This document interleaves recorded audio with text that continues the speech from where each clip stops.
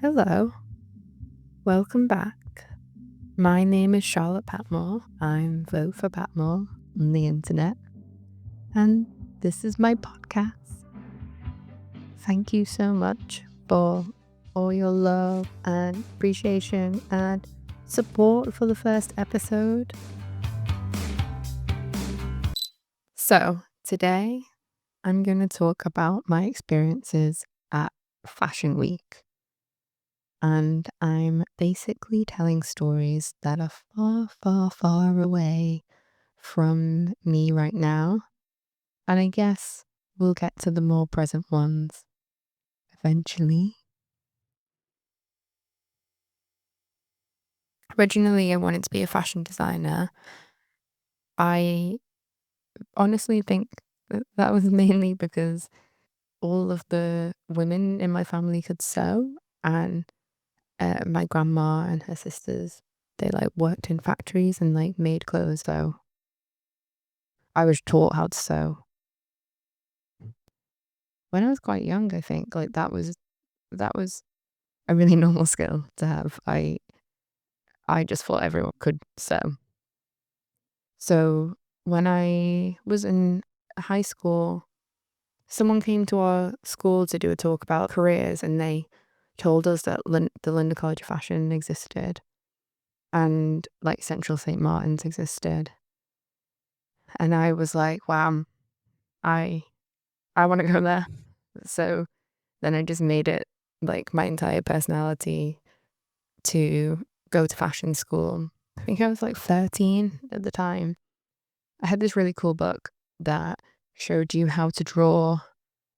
It had loads of stuff about how to draw bodies and how to draw human form. It was a fashion drawing book in particular, and it had just every single type of seam. It had a page where it was just every cuff you could have on a shirt, every cut of a skirt, every cut of a trouser, and collars, all the different collars you could have on a shirt, and how to draw them. And I was obsessed with this book, and I basically would make, I had this rule I invented for myself where when I came home from school, I would have to draw at least one drawing, or practice drawing, inventing an outfit from putting different things together from this sketchbook. And I was like, I need to prepare myself because I'm going to go to one of these fashion schools. And I did go to one of these fashion schools. I went to London College of Fashion. But I moved into photography, so I was studying fashion photography. And my dream and ambition, which is not an original dream at all, but it was somewhere to start, somewhere to put on the map.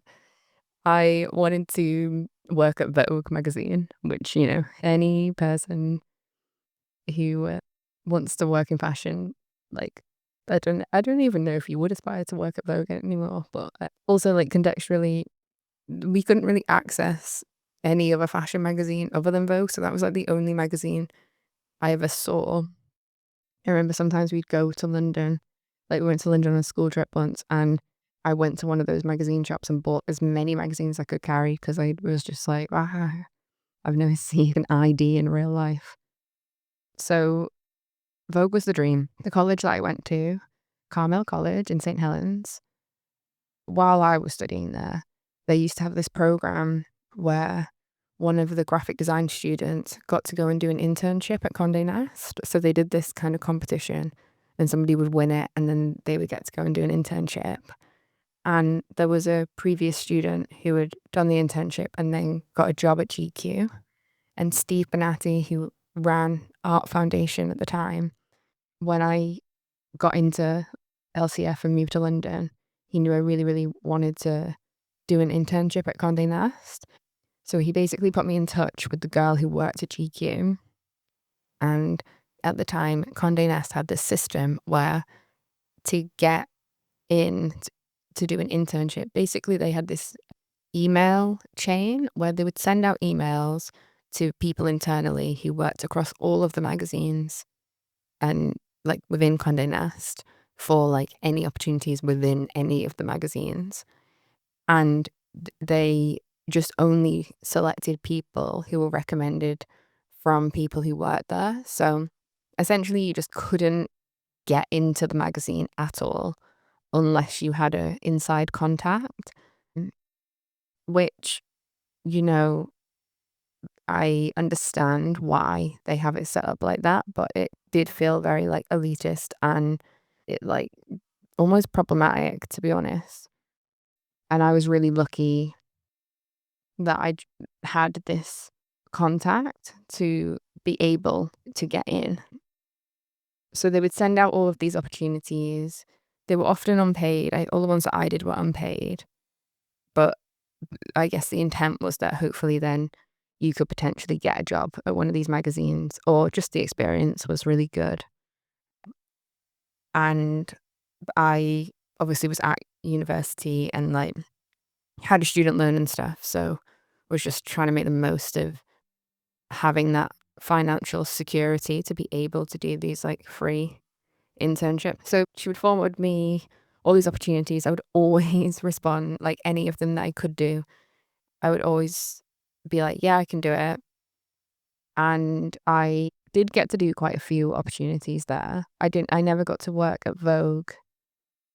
I did do a month's internship at Brides magazine where I was the lifestyle stylist's assistant. And Lucy Bloomfield was the lifestyle stylist at the time. And she was really kind to me and like she really took me under her wing. And it's basically my main job was like answering the phone, planning, like helping plan stuff for the photo shoots. So I would have to like call in furniture, call in wedding dresses. We did a lot of like table setups for weddings, like how you would style a wedding. So I had to call in lots of like vases and flowers and like I don't know, like lots of furniture. It was really cool and it was a really good experience, especially from a styling perspective of how to call things in, how to book stuff. And like I'd have to sort all the returns. And we also did a lot of like crafting because they have a craft section that was like how to DIY your wedding. And I would have to make all the crafts. I'd often like sit in the office and hand make decorations and like do the step by steps of like how making them in every like process, like Art Attack or whatever. Like here's one I made earlier. Is that Art Attack? Is that Smart? What was that from? Is that from Blue Peter? And yeah, I learned loads from that opportunity. And oh, you know, all interns are like the lowest rank or whatever. But all the interns kind of like moved together and supported each other, especially the ones that were like in the magazines. When I did events, it was a bit different. But when I was working every day in a magazine, so like one day, all of the Vogue girls, like the Vogue interns, came to the bride's office and they were like, the beauty room's been restocked and like they're just like getting rid of loads of the makeup that like I guess all the people who actually work at Vogue don't want. And so they took all the brides girls down and then we all got to like choose pieces of makeup to have and that was like really exciting. Like I was 19. When we were in the Vogue beauty cupboard like blah. So yeah, my experience at Brides was really nice. Also Lucy then left Brides a bit later on and she became freelance and I assisted her on freelance work for a bit as well. And we did really cool shoots. She did this Christmas paper chase campaign that I remember really vividly where we made loads of Christmas decorations out of paper. And she was like, I know you're really good at making stuff because we were doing the DIY things at Brides. So that was cool. And I think like, you know, I definitely always just took the best from each opportunity. Like, I never wanted to be like a wedding stylist, but I learned so much about how magazines run, how like shoots are run, and like I got to be on really big shoots and even just like going to Vogue House every day and like seeing how the like functionality of Vogue House worked. That was really cool. And also within Condé Nast, there was a lot of rules of like how you looked and how you dressed. And I did get in trouble quite a lot for how I looked. Like a very like key memory is sometimes when they got deliveries, they would make like the interns carry all these boxes up the stairs. And I laddered my tights, carrying all these boxes upstairs. And like they lost their mind. Like they were like, you cannot be seen with laddered tights in this building. And they made me leave and like go to M&S and buy new tights, and I like wasn't allowed back into Vogue House until my tights weren't laddered. Um yeah, I just remember being like okay, I guess, but also I was like doing manual labor. I don't know, like like a really fine denier tight and a short shift dress. Is that the appropriate attire to be wearing to be carrying it? But should I be carrying on boxes if that's the case? I don't know. But yeah, interesting. So then they did all these different awards and they hosted all these events. And so I was a runner. Like the class divide was so wild. And it's just like a core memory on this event of how strong it was, because like the other girl, they all had this like really particular like Louis Vuitton bag, and I had this bag I'd found in like a charity shop or whatever, which was actually the exact same shape as the bag. And it was interesting because obviously like that shape of bag was just really trendy, but because I had like the fake version in their eyes of this bag, and they had this like really expensive Louis Vuitton bag, they literally wouldn't even speak to me because I didn't have this bag, which like while it was happening was just a bit like, what in the devil wears Prada is going on here? I feel like, especially when you're interning, you're there to learn and then you're there to have that experience. But lots of people who were getting these opportunities just really didn't care about the opportunities. And it was so uncomfortable to witness, to be honest. And on this particular job, which maybe I shouldn't be saying all the details about the job because maybe I'll get in, I don't know. Would they care? I don't know if they would. So on this job, I was basically doing everything and the other girls were doing nothing. Like one of them went to Costa to read a book while we were supposed to be doing a task. And she was just like, I can't be arsed with this.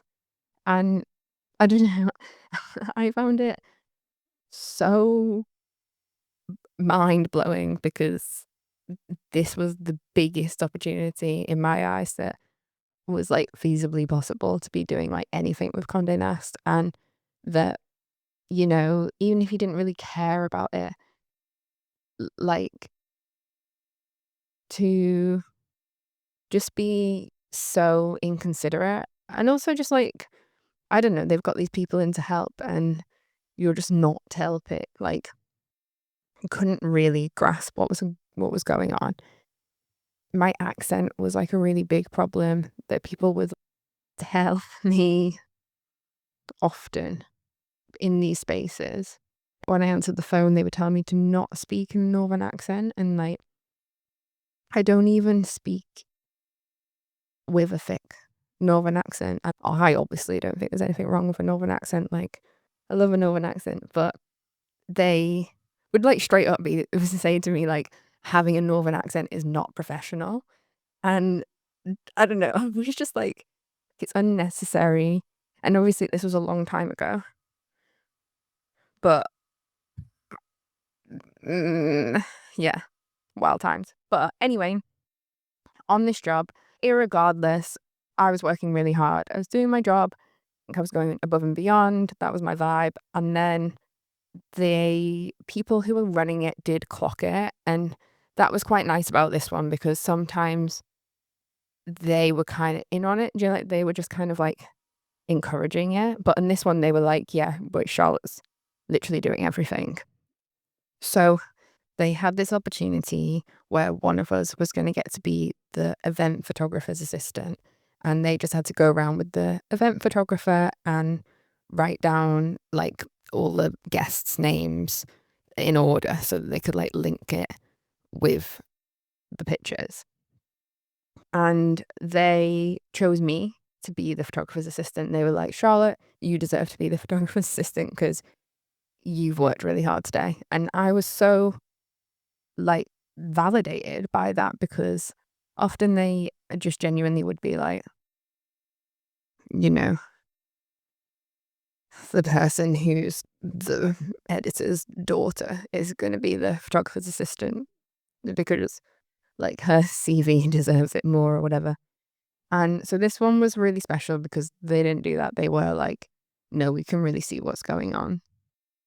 And so I got to be the photographer's assistant, which was really exciting because I had never done that before, like in an event. So we do that. And then she says, it's Fashion Week next week. We're getting there, see. I'm on track. I'm back on track. I've gone off. I'm setting the scene. All this other stuff had to happen for us to get to this point. Basically, she's like, it's Fashion Week next week. What are you doing?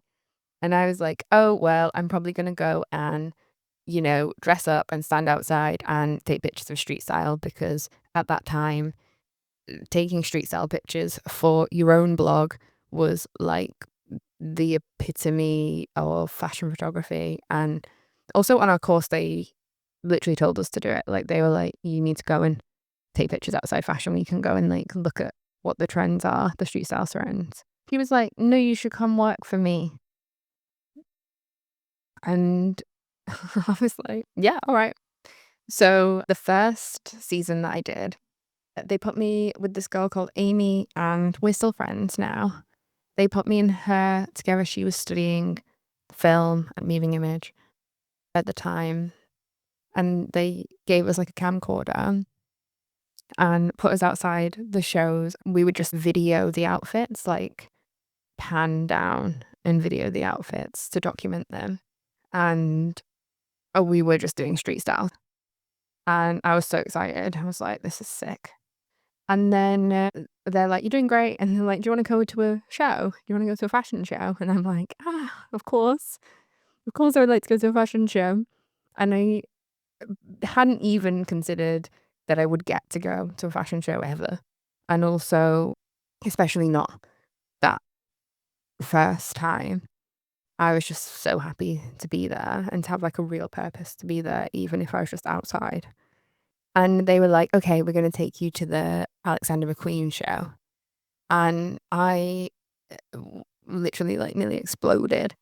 At this point, it was the first McQueen show that Sarah Burton had done. So this was the first show where it wasn't him. And so it like I was so excited. But all of the photographers just didn't care. They were like, you can come to the show because like it's not gonna be a McQueen show. And they were all just in mourning and so devastated. Like everybody in fashion was obviously so hit by that news because he was just so influential and so original. And the way that the photographers would talk about the McQueen shows, like they saw the robot one and they'd seen like all of these like incredible shows, which were obviously just like not only like breathtaking, but also really unique. And so they were all kind of like, whatever happens at this one, it's not going to impress like how a McQueen show should. And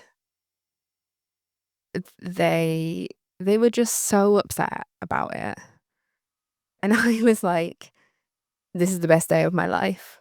And irregardless, like, like getting to see Sarah Burton's first ever Alexander McQueen show is such a historic event.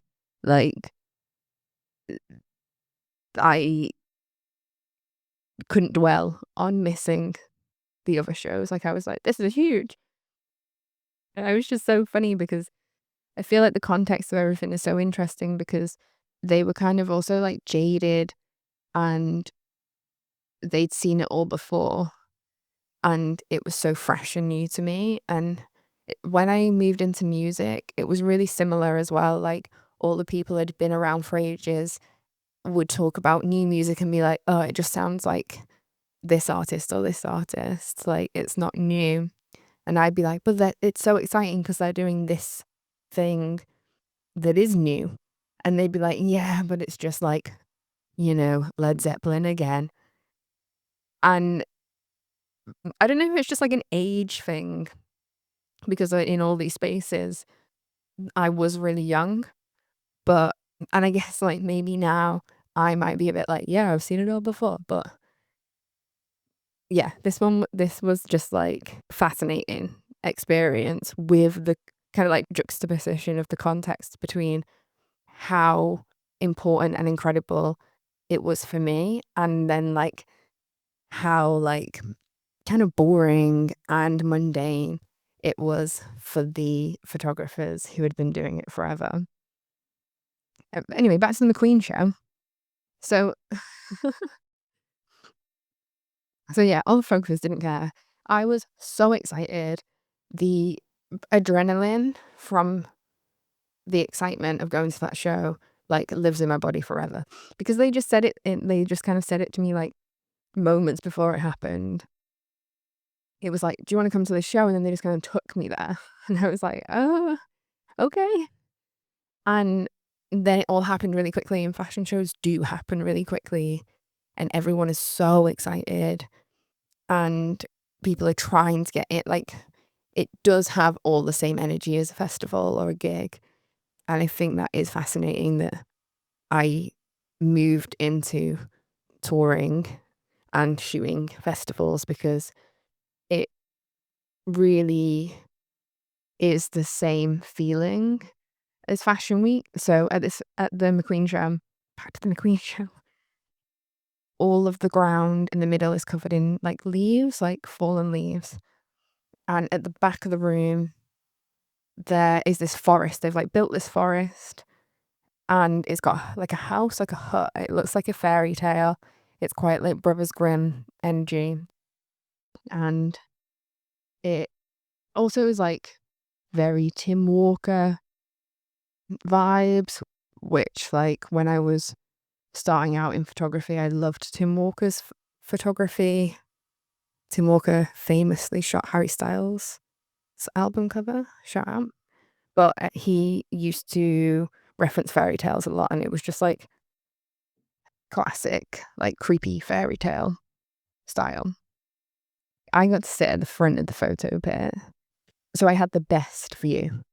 Like I was right at the front of the photo pit.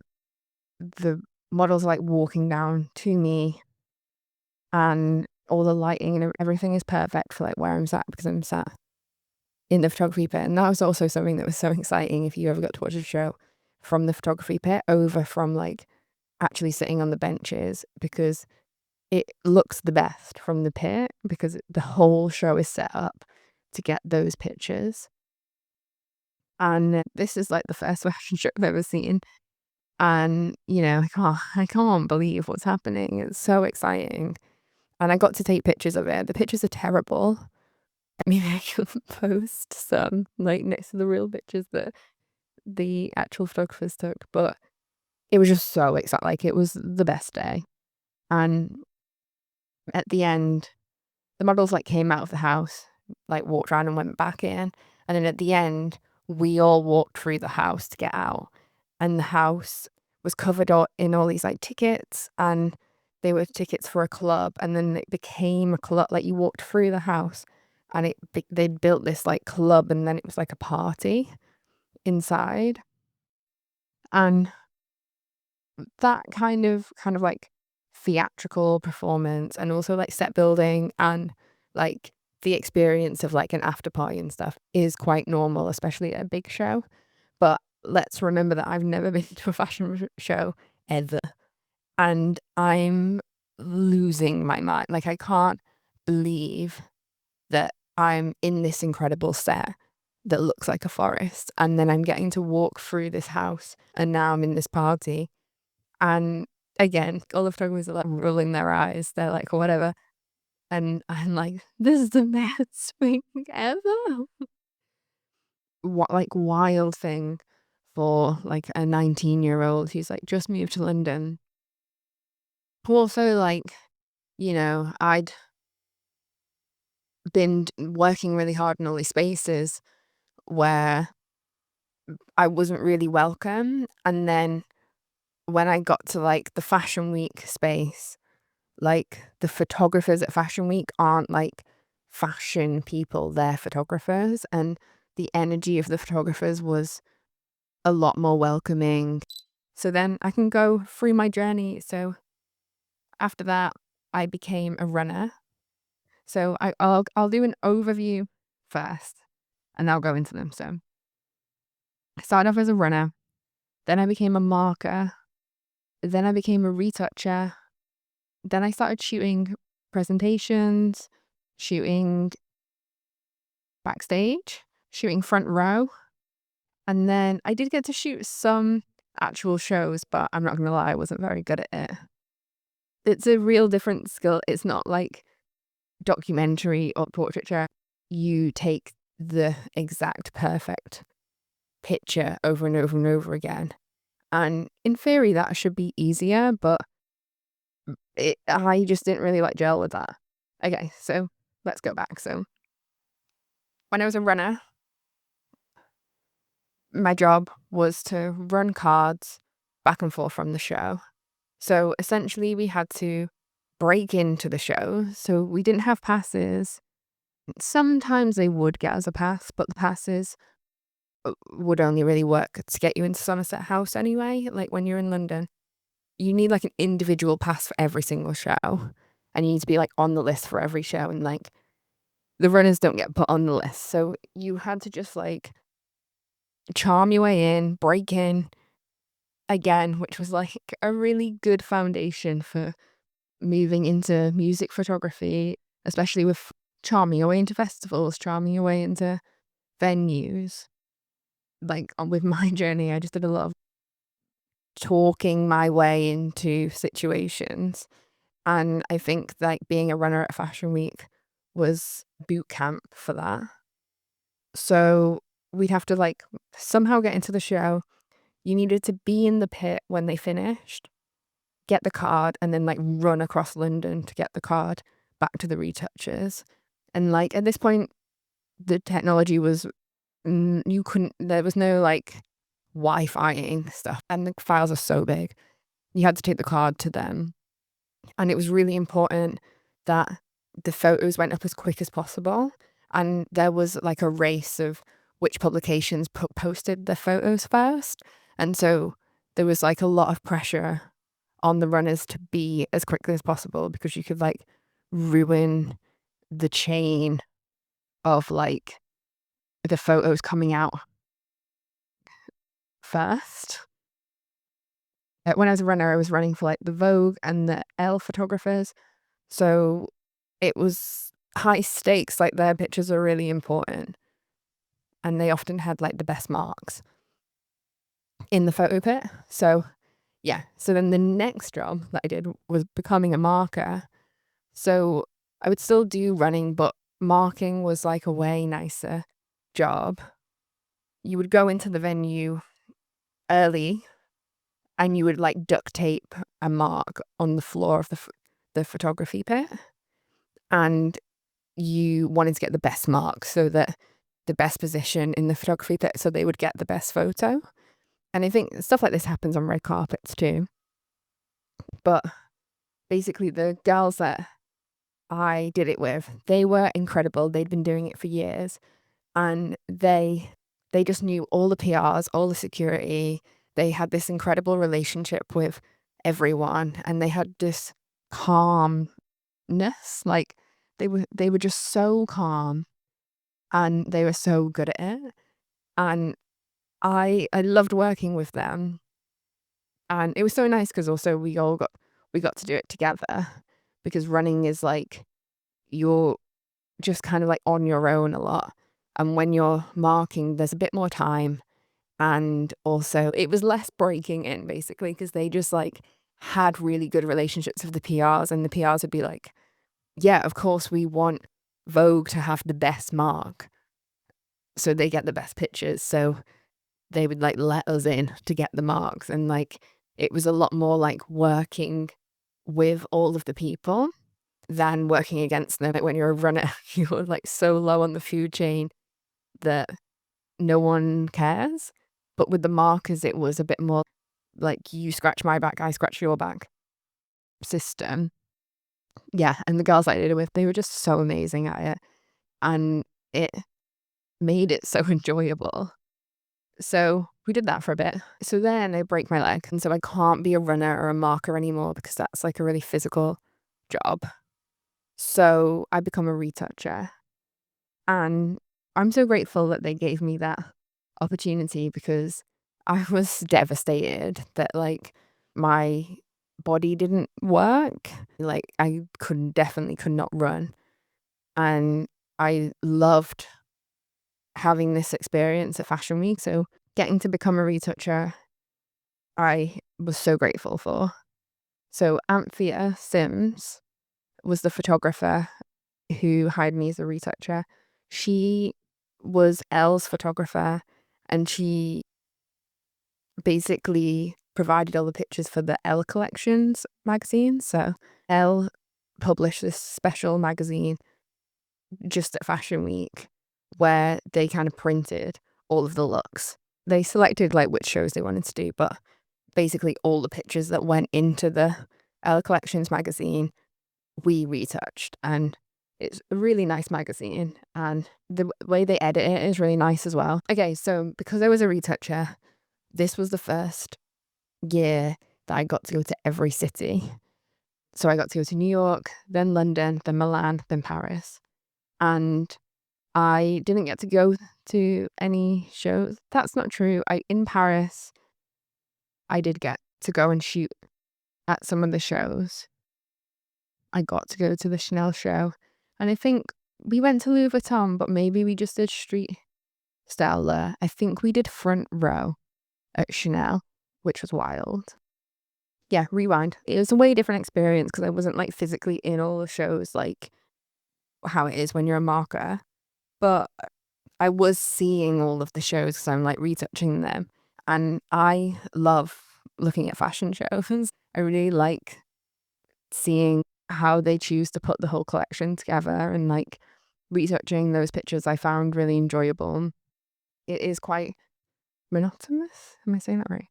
But yeah, the experience of like being in the cities doing it was just such a unique experience to have. And each city had like its own energy.